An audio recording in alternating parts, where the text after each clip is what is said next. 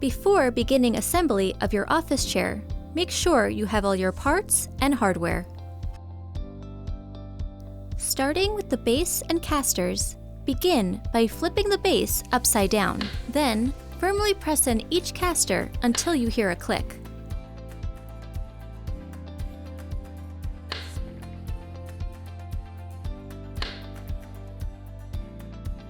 Flip the base to the upright position. Next, you'll be working with the gas lift and cover. Firmly insert the gas lift into the base. Then, place the cover over the gas lift.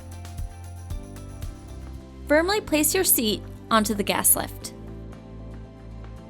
Next, we will attach the armrest. Start by connecting one armrest to your backrest. Then, connect the armrest to the seat cushion. Make sure to tighten the screws in an alternating cross pattern. Repeat the process to attach the second arm.